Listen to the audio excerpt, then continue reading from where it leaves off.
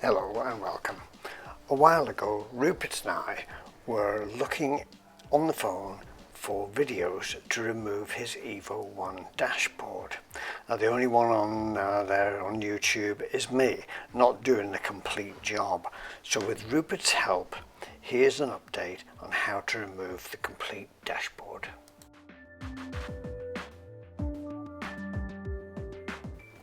So proceed as shown in the old video and remove the 5 Allen screws that hold the dash surround around the dial area.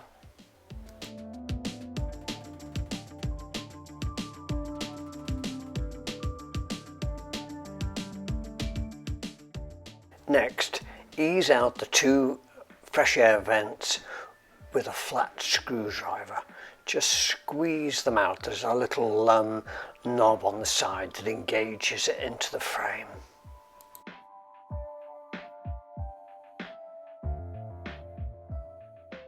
The 2 handles on the side, they can stay on. They're attached to the flap which is inside there. Then grasp the dash inside.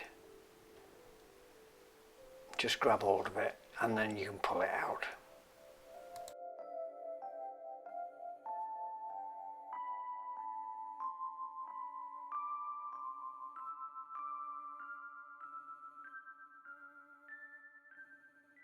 You'll need to remove the radio surround, that central binnacle, to get to the screws that hold the oil pressure gauges in. It's held on with 2 screws on the sides.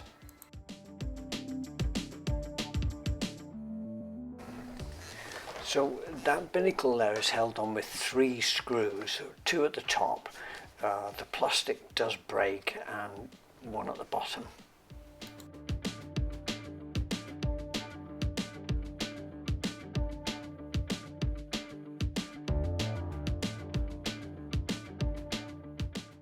It's actually very useful to have a magnetic probe of some kind because you will drop some screws down the back.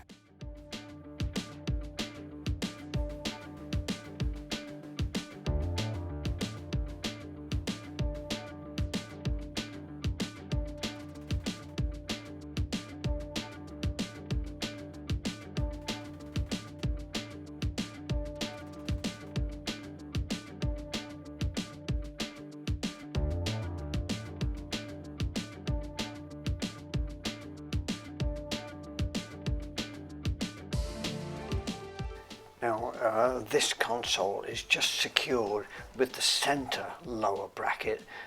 It may be different in other cars. These clips are often broken. The dash panel is secured with 4 screws. The top left hand one is difficult to replace, so is often missing.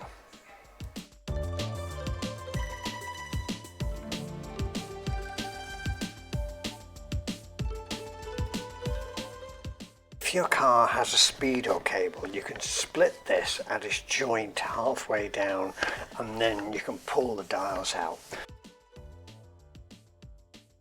Now, with Rupert stripping his dash, we continue. The first job is to remove the heater box. This is secured behind the dashboard with 4 screws. Rupert's unplugged everything and pulled all the dash and the radio out. Remove the glove box and you can see the first of the heater screws. There are 4 of them.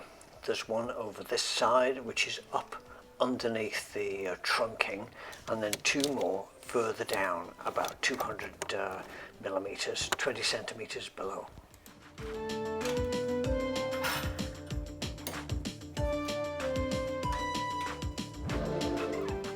With the 4 10 milli nuts undone inside the car, and the heater isn't secured, you can start moving it, you can pull it out. Now there's a water feed pipe on the left down there which needs to be removed, and you need to remove the inside heater flap control rods. You can pull them out from the dials. So we need to get that pipe off on the left hand side down there.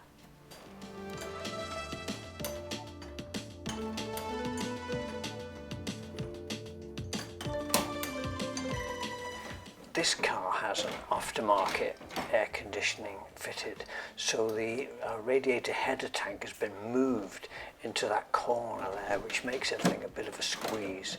Anyway, we can get the heater out.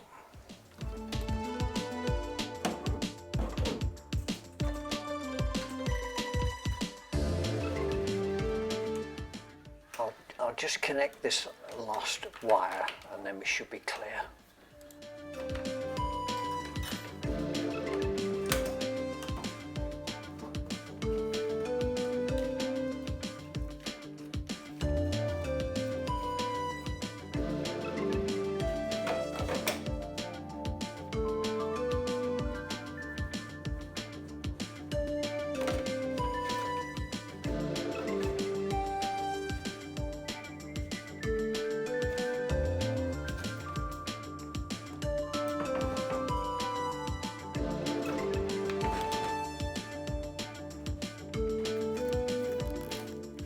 There's the water pipe.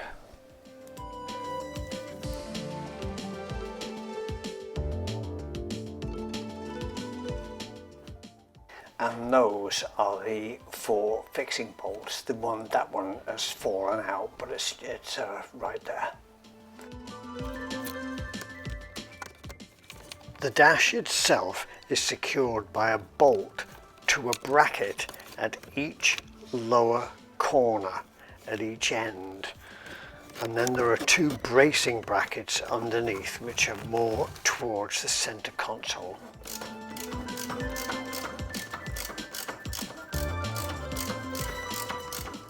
There are then 5 nuts securing the dash at its top edge.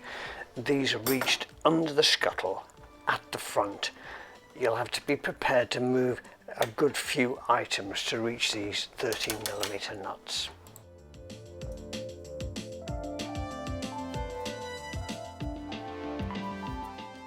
It's a good idea to undo the wiper drive nuts and lower the wiper mechanism to be able to locate the dashboard nuts. Now on Rupert's car, as well as lowering the wiper mechanism, I removed the alarm siren, radiator header tank, that plastic ball thing, and a few wires and pipes, and of course the heater.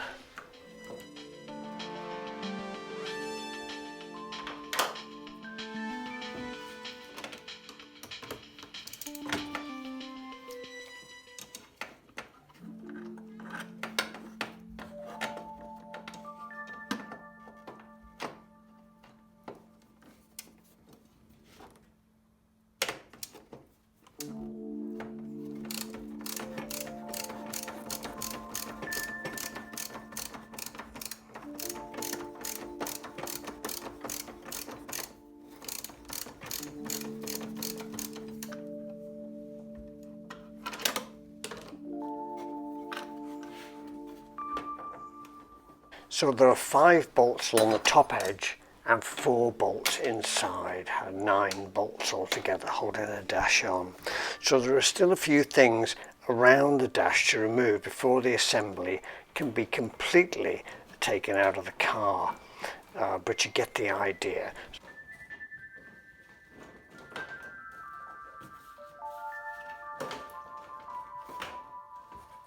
In this case, we only need the dash out a bit so the windscreen surround can be repaired without damaging the dashboard.